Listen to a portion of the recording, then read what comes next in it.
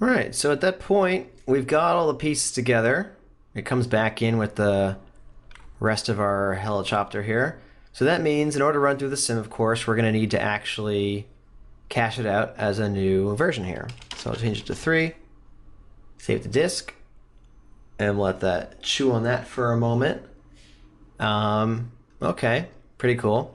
But so now that we have different pieces, this actually won't look quite the same as we remember it. So look at the colors now.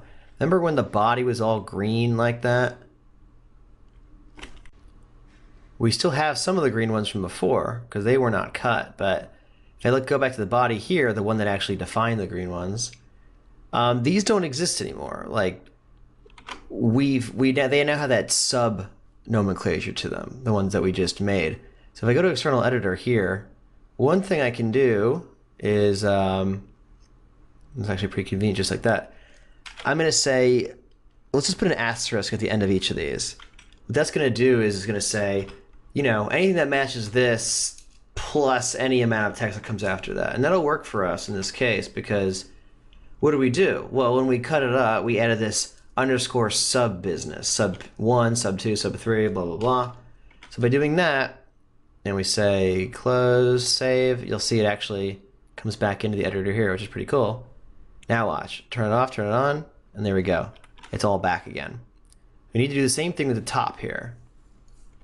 Put the asterisk there, turn it off, turn it on, and we've got him back again as well. It's getting all the sub business. So the last thing I want to do is, the reason why we even made these tanks hollow in the first place is so we could dent them. So I'm going to copy the body one here because that was essentially the, oops, fell off. That's kind of the model that we're going for here. Let's keep it there for now. Tanks. And what will he be? Well, we'll just choose the tank stuff. So I'll just click this. Boom, boom. Obviously just shift clicking it here, press enter, and there it is. Uh-oh, we got numbers. And remember, numbers means that we were not in the Alembic path selection mode. So let's go back and do it again. I think I missed that one there. There we go. Press enter. There we go. Now we have it. Turn this off.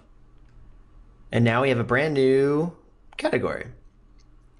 I'm just going to keep it the same, literally the same as the body stuff from before. So it'll be deformable, it'll dent, and all that good stuff.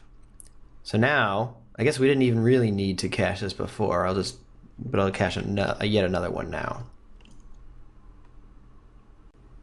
So it's all cached, and we can take a look at it. And just to make sure that everything's on the up and up, we've got our fragmented tanks now. So we can be pretty sure that it all looks fine. I guess we don't even really need to disable that as long as we're over here in this stream. Cool.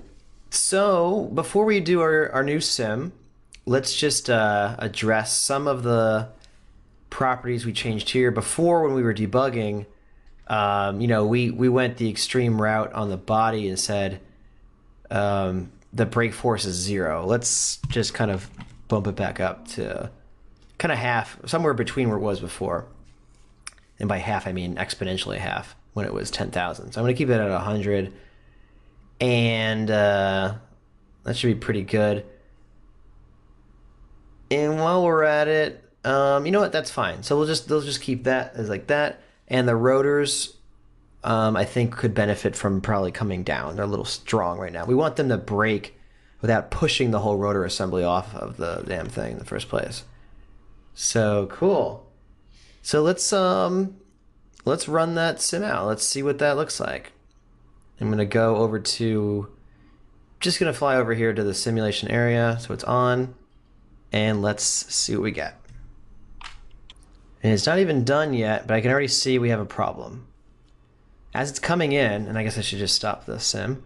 As it's coming in, we see the tail is falling apart for some reason.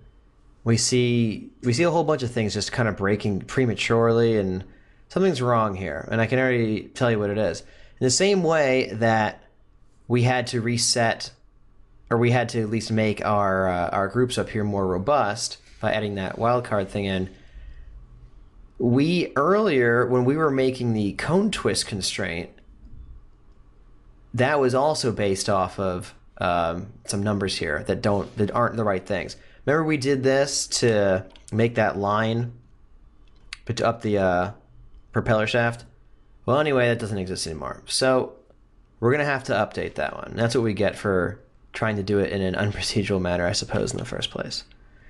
But at any rate, so let's take that, and once again, we want to kind of choose a space like directly below it, which I think that'll be it.